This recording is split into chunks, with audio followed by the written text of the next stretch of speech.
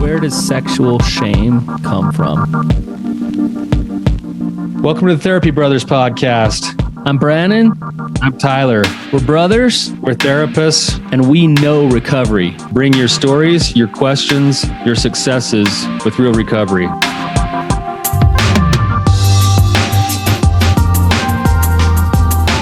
Hey, Tyler, you ready to have some hard conversations? Let's do it. Let the Therapy Brothers podcast begin. Hey, everybody. Welcome to this installment of the Therapy Brothers. It is Brannon today, so it's the Therapy Brother today. Tyler is off. I think he's driving home from Denver, visiting his grandbaby. So he's back and forth to Denver quite a bit. It's an exciting time for him. He has a lot going on with his family and his kids. They're all doing really good stuff. He's raised an amazing family, and it's just fun to watch them grow up and start to do good things, and it definitely makes me feel old. I want to give a shout out to my daughter Sandy. She's in the school play this week. They're doing Newsies, and she's crutchy, and so she has to hobble around the stage on one leg for like 2 hours, and she just does. I just can't put into words like how proud I am watching her and all my kids. Just they're amazing. It's just so much fun, and so I'm going to the play tonight. Newsies is the best. Open the gates and see. Oh, I'm getting off tune there. But yeah, Newsies is the best. It's about standing up for what's right. And so I hope that I do a little bit of that today. Today's episode is going to be a little bit unique. Maybe with Tyler gone, I'm taking a little bit of liberty here to do something that I think is important. And some of you might love this and some of you might hate this.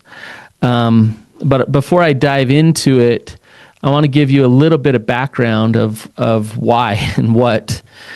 I've been, as you know, I've been doing this for a while, and I was raised very LDS, very religious. And early in my career, I spent a lot of time going in and out of churches, giving lessons about pornography and sexual addiction and those type of things.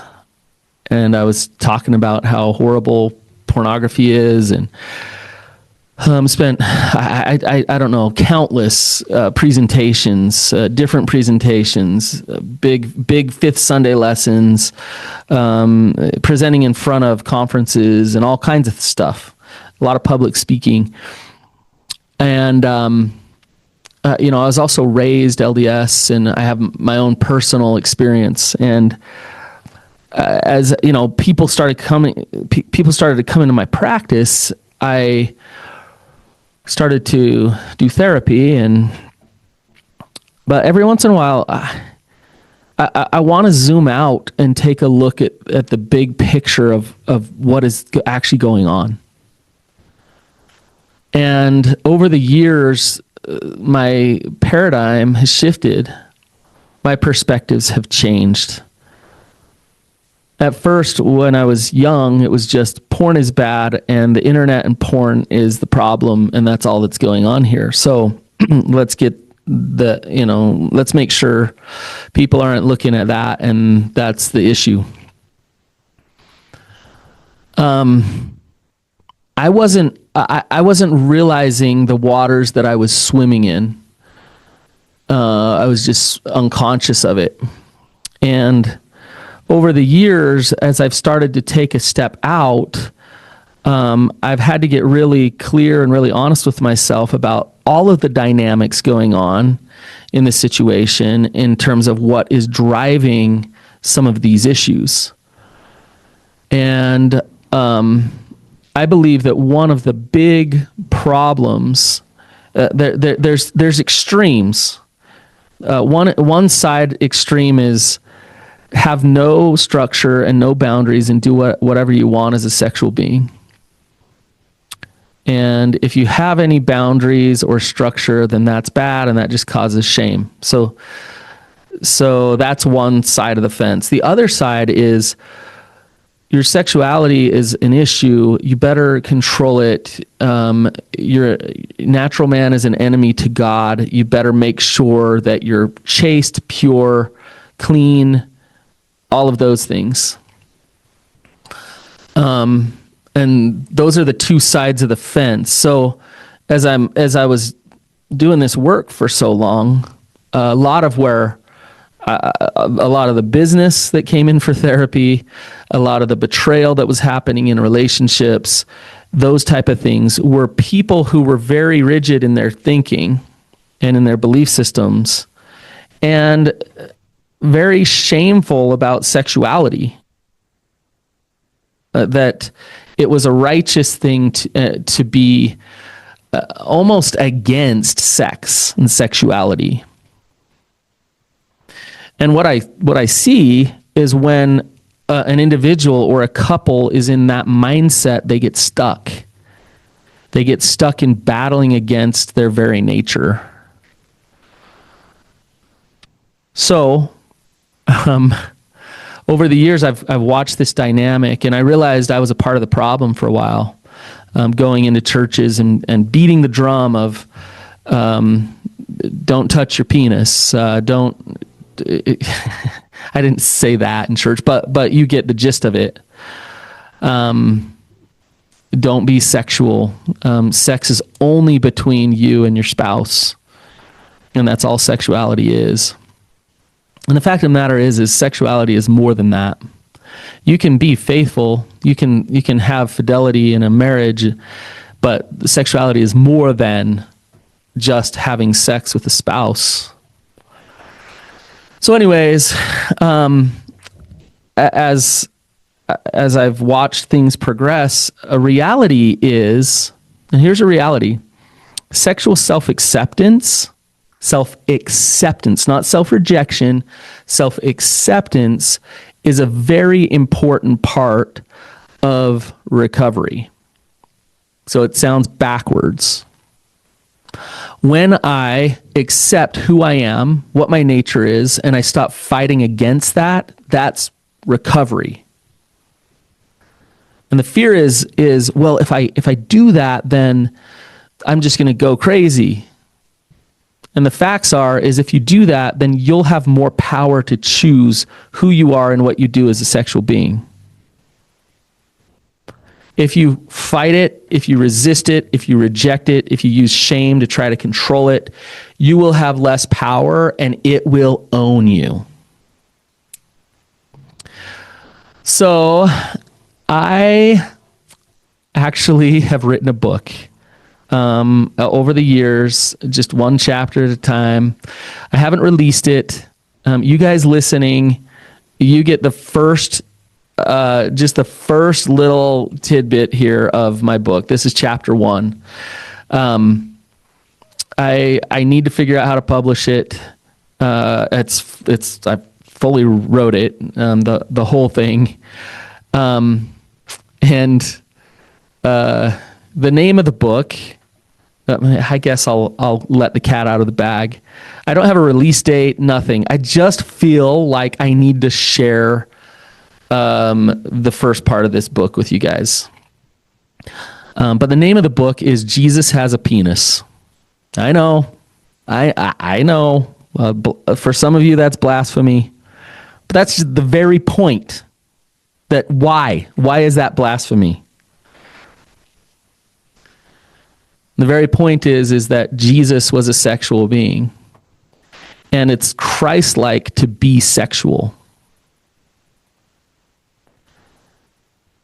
I don't know if anybody has ever said those words together, and I just said them. It's Christ-like to be sexual. And it's important to understand this because it undoes a lot of the programming that creates the shame that drives the attachment issues and the addictions. when you realize that if you're striving to be like Jesus and you can be a sexual being, that actually fits within that, then you can let go of so much. Jesus did have a penis. Jesus is sexual. So, some of the stuff I say in here, it could be like hard for some people to hear. I just want to warn you.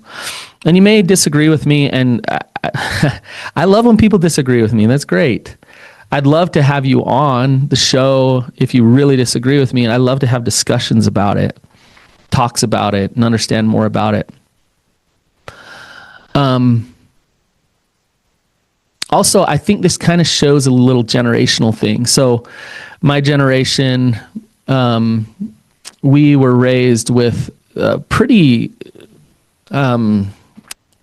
tight, stringent rules around sexuality and things like that. I feel like within churches and things like that, they've loosened up just a little bit, and it's not as shame-based, but it's still there.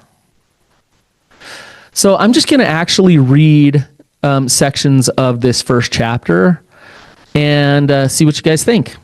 And hopefully it gets you, if anything, it just gets you thinking. Let me pull it up here. Again, this is raw. This is like unedited content. I hope nobody, steals it and runs with it, because I wrote it. But just be patient with me. I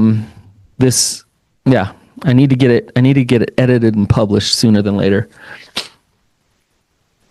So chapter 1 is called From Sexual Self-Rejection to Self-Acceptance.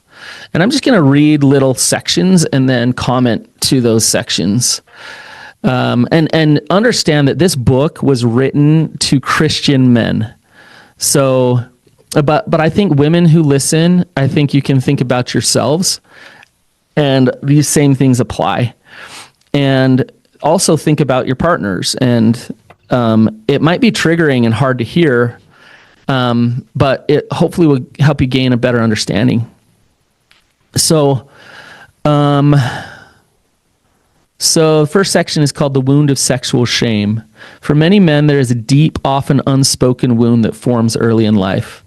The internalized belief that their sexual nature is somehow dirty, dangerous, and fundamentally broken. This wound doesn't appear spontaneously. It is carefully cultivated through messages received from family, religious communities, and broader culture.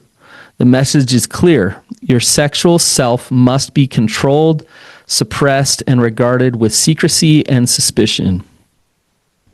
And a lot of these messages that I'm talking about here, they're blatant and they're direct and they're written in pamphlets. They're set at pulpits, but a lot of the messaging is subtle, and you'd pick up on it just by being in that environment. Little things are said. Insinuations are said, but the messages of your sexuality is something that is going to get you in trouble, and sex and sin are synonymous, is there. The psychological toll of this teaching cannot be overstated. Imagine growing up believing that a core aspect of your being, an energy that flows through your body as natural as blood, is essentially corrupt. That the very impulses that draw you toward connection, pleasure, and even procreation are evidence of your fallen nature. This isn't merely an intellectual proposition. It becomes a visceral rejection of self that lives in the body and psyche. Little side note, I think this is the gospel according to Brannon. I think that Satan, or the adversary, attacks sexuality extra hard, extra because it's such a beautiful, amazing, God-given thing. So it's so automatic that it's just bad, dirty, wrong, not okay. And the adversary has done a great job at connecting sex and shame. Men who have been socialized into this force and control model of sexuality frequently report persistent shame that doesn't dissipate, even with good behavior. So even when they're sober for long enough, or just trying to be good enough, they can never actually get there. They report a divided self, the good spiritual man versus the bad sexual man. Anxiety around sexual thoughts and feelings, difficulty with emotional intimacy, a pattern of repression followed by acting out. Well, we see that again and again. I've seen it for years where I'll white knuckle, then release. I can't take it anymore. And the acting out comes, followed by deep shame. Spiritual disconnection despite religious devotion. So these men that feel really disconnected from God, but never miss going to church on Sunday. They spend hours and hours at spiritual practices, but feel spiritually disconnected because they're in that shame. So I've heard the story 1,000 times. Guys finding porn under their friend's dad's bed or their buddy's phone or wherever it may be, viewing it and liking it. They keep it to themselves. They hide it, but keep going back to it. Masturbation quickly becomes part of the equation. Through adolescence, they start creating habits of secrecy and recommitment to stopping the sinful behavior. Some divulge to parents or church leaders, vowing to stop. Some get caught. Some never do get caught. And the shameful, sinful behaviors continue on into adulthood, trying harder to be clean and failing over and over again. I've heard it. I don't know how many times I've heard it. So I give this is a quote from a guy. Mark, a 42-year-old man, described it this way. I spent 30 years trying to pray away my sexuality. I'd confess, repent, recommit to purity, and inevitably fall again. Each cycle left me feeling more broken and unlovable. The worst part wasn't even the guilt. It was feeling like I could never be whole, like there would always be this war inside me. Think of that. Like there's a never, because if you're trying to rid yourself of sexuality, there's never an actual, and I put in quotes, purity that's going to happen. You're fighting against your very nature. This inner war creates casualties. Men become alienated from their bodies, disconnected from partners, and sometimes develop compulsive sexual behaviors precisely because they've never learned to integrate their sexuality in a healthy way. The very approach meant to create sexual purity often generates the opposite, sexual dysfunction and shame. If there's anything that I want people to get from my book here, it's that. And this takes a more mature understanding of recovery and of what we're actually trying to do here. If you want to step into your power as a human being, then you accept everything. You accept all that is, including your sexuality. When you step into your power, you have more power to choose the consequences that you want in your life and what you want to create. The way that you do that is not by self-rejecting.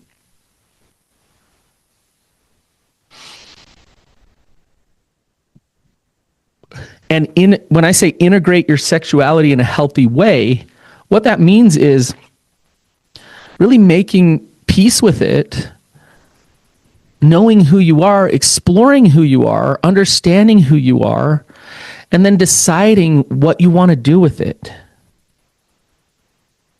We start off with the rejection, and that's a problem. Okay, this part might be, you might disagree with this. It might be hard to hear, but I'm gonna go there. So the next section is called The Religious Machine of Sexual Shame. When I was 11 years old, I eagerly went into an interview with my church leader to advance in my priesthood. Turning 12 was a milestone in my LDS faith, and I was ready to take that step. As I sat alone with my bishop, he asked me a few questions. Then with a serious tone, he said, "How involved are you with masturbation?" Bewildered and embarrassed, I didn't know what he was talking about. He then, in a very appropriate way, explained to me what masturbation was and why I should avoid it. Why God wants me to be clean and pure, and that masturbation is a way to be unworthy. I didn't know any better, so I took his word for it. But why? Why was my first sex education about masturbation coming from a church leader in an interview about priesthood worthiness? You see the problem here? Like I had no education about masturbation until I sat down there with that bishop and he asked me how involved I am, and immediately, first thing, how involved are you? And that's one way to be unworthy. When you're telling a 12-year-old that, like, I'm just confused.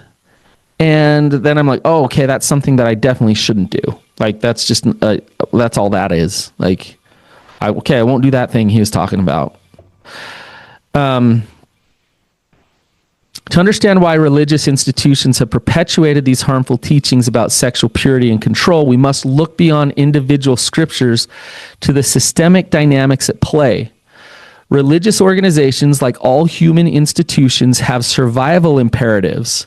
They require adherents who are loyal, financially supportive, and willing to pass the faith to future generations. And by the way, side note, I don't think they do this consciously. I don't think they're like out to create this thing. It just is there. Like, and it's a reality, and we can either face it or not. But the genius and tragedy of sexual shame as a control mechanism is that it creates an unsolvable problem that only the institution claims to address. Consider the formula. 1, you are born with sexual desires. 2, these desires are inherently sinful. 3, you cannot eliminate these desires through your own efforts. 4, therefore, you need our guidance, forgiveness, and systems to manage your brokenness. And this need will continue throughout your life as the problem is intrinsic to your being.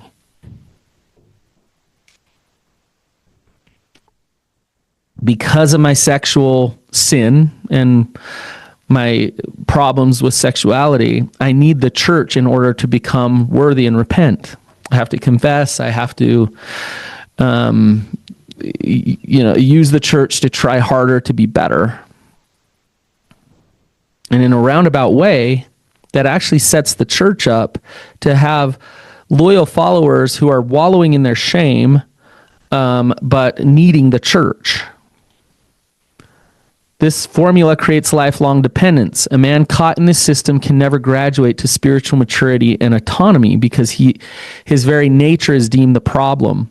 He remains in a childlike relationship with religious authorities who position themselves as necessary intermediaries between his sinful self and divine acceptance. The financial and social power this arrangement confers on religious institutions is immense. Men who feel fundamentally flawed are more likely to donate money, submit to authority, pass these same beliefs to their children, and invest in books, programs, and accountability systems to manage their sexuality. Oh, and the last one, remain dependent on community approval to feel worthy.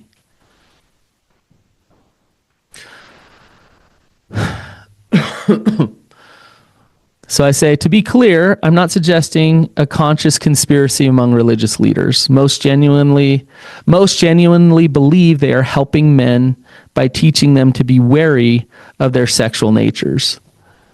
They would never consciously claim they are running systems of shame and compliance. Most of the leaders and members who perpetuate these beliefs do this automatically and unconsciously. It's deeply embedded into the culture of the religion. It's ingrained over generations. And I think that's important to understand. Like, these are not bad men who are doing this. I did this. I hate to say that. That hurt when I just said that. I did this for years. I went into church houses. I talked to teenagers in lessons, and I did this. I was a part of this.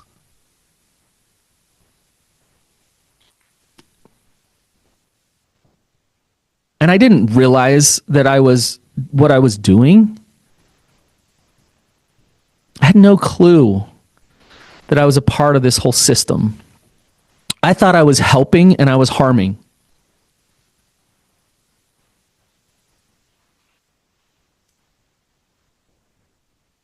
And I'm trying to make it right now. And if you hate me for it or don't like what I'm saying, I'm sorry. But I'm just trying to make it right now. Let's talk about Jesus for a minute. Since we've already been talking about his penis, we might as well talk about what he actually says. The irony in all of this is that Jesus himself presented a radically different message about human nature and sexuality. By the way, just a little side note, the Bible was scrubbed by religion and patriarchy. So it's really fascinating to me how much sexuality is taken out of the Bible. And so it's really hard to find, like, as I was doing this research, it's really hard to find stuff from Jesus about sexuality. But here's some stuff. Though Christianity has often been weaponized to instill sexual shame, the gospel tells a different story. Jesus notably never condemned sexuality itself. His harshest criticism were reserved not for those with sexual struggles, but for religious authorities who placed heavy burdens on others while creating elaborate systems of rules that miss the heart of spiritual transformation. That pattern's in the Bible again and again, where Christ is like, hey, if you're sinless, cast the first stone. Consider how Jesus treated those accused of sexual sin. With the woman caught in adultery, he challenged her accuser's self-righteousness and offered compassion rather than condemnation.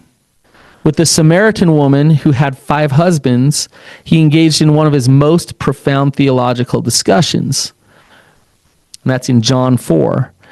With the sinful woman who anointed his feet, he praised her love and devotion, contrasting it with the cold religiosity of his host.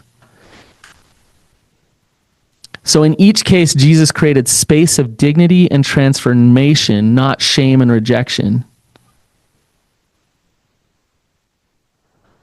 2 Timothy 1:7, my favorite scripture probably. For God has not given us the spirit of fear, but of power, love, and a sound mind. In John, sorry I'm getting preachy here, but the book has a lot of stuff because we're talking about Jesus, right? Perfect love casts out fear because fear has to do with punishment. Jesus' approach was not about controlling external behavior through shame, but transforming the heart through love. He taught that true purity comes from within, not from adherence to external rules. His emphasis was constantly on love, integrity, and treating others with dignity, including ourselves. The gospel message at its core is one of reconciliation and integration, not division and self-rejection. Jesus came that we might have life and have it more abundantly, not so we could live in perpetual shame about our created nature. All right. You guys, this is just the first chapter too. You gotta get my book. I'm not trying to make this a commercial, but I have dug deep into this. The path to sexual self-acceptance. What would it look like for men to move from sexual self-rejection to sexual self-acceptance? So what I'm going to talk about here is, what am I actually suggesting? And hopefully get a little more clear. What would it look like for men to move from sexual self-rejection to sexual self-acceptance? This is not about abandoning ethics or embracing every impulse uncritically.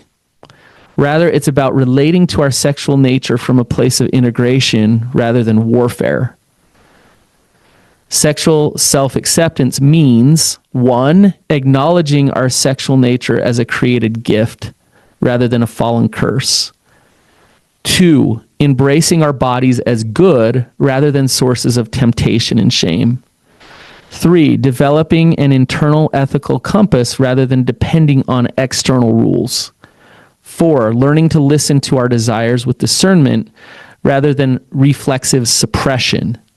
5, making choices from a place of integrity rather than fear of punishment. 6, viewing sexuality as an integrated part of humanity rather than a separate dark side. Men who have undertaken this journey report profound shifts in their relationships, themselves, their partners, and their spirituality. Let's see, I share a story here. This is from Jason, a former bishop. The turning point came when I realized God wasn't afraid of my sexuality. I'd been taught to see my desires as the enemy. But what if they were actually part of what makes me human? What if my work wasn't to eliminate desire, but to integrate it into a whole and healthy life? That reframing changed everything. I found I actually made better sexual choices when I wasn't operating from shame. Shocker! When we remove shame, things get better. Interesting. I had a client years ago say, I am terrified to not be in shame because I use shame to control things and protect me to be good. So you use rejecting yourself to be good? Anyways, paradoxically, sexual self-acceptance often leads to greater sexual self-control, not the white-knuckle control of suppression, but the integrated control that comes from making choices aligned with our deepest values. I've said this several times now. When we're not at war with ourselves, we can channel our sexual energies in ways that bring life rather than destruction.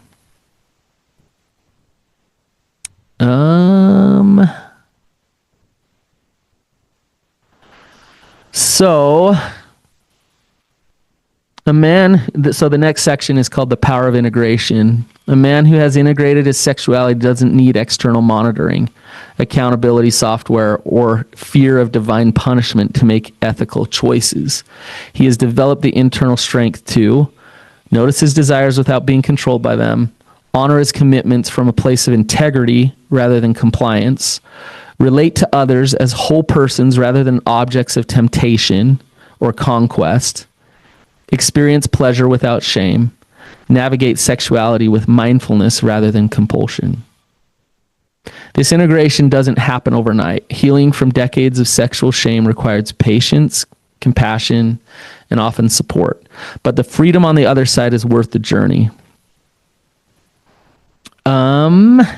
And this is the last part of the chapter, and I'll wrap this up.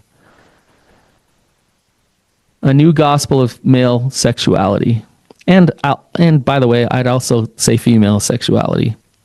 I need to write this book for the women as well, because the issues are a little different. The shame and the messaging is a little bit different, but the overall issue is the same. So I won't get into that right now, but what if the good news for men isn't that Jesus will help us defeat our sexuality, but that in Christ we can be fully us, sexual beings included? What if salvation isn't from our bodies, but from the shame that disconnects us from our embodied experience? Jesus had a penis. This simple anatomical fact has profound theological implications. It means that embodiment, including male sexuality, was not beneath God. It means that the divine entered fully into human experience, not to condemn it. To follow Jesus is not to reject our sexual nature, but to bring it into alignment with love. Love for ourselves, love for others, and love for God. It's not to recognize that our capacity for desire, pleasure, and intimate connection isn't separate from our spiritual nature, but an expression of it. The message of Jesus is not one of self-mutilation, but of self-integration. not of shame, but of dignity, not of rejection, but of acceptance. In this light, sexual ethics becomes not about controlling a dangerous force, but about expressing a beautiful one. We make choices not from fear of being bad, but from desire to embody love in all our actions, including our sexual ones. As men on this journey, we have the opportunity to pioneer a new relationship with our sexuality, one based not on rejection and shame, but on acceptance and integrity. In doing so, we don't just heal ourselves. We help create a world where future generations of men can embrace their whole selves from the beginning, free from the divided life that has caused so much suffering. This is the true scandal of grace, not that we are given license for destructive behavior, but that we are loved and accepted in our entirety, sexual beings included. And from that place of acceptance, we find the freedom to live with both passion and integrity, both desire and discernment, both power and love. It's chapter 1. Because I recorded this, I'm committing to actually getting this thing published. And I might self-publish it. I don't know exactly how to go about it, but I need to get it published. And I think I have, let me see. I have like 12 chapters, and we get into all kinds of stuff. So I'd love feedback on this. I sometimes saying the uncomfortable stuff is hard, and it can trigger things inside of you. And I come to this from years of experience, and I'm not trying to make anybody uncomfortable. But what I am fighting for is real recovery, real true recovery, and where people find actual peace within themselves, and they don't just fight for sobriety. So if this was helpful, you guys, please share it, and I'd love your reviews. And until next time, keep on keeping on.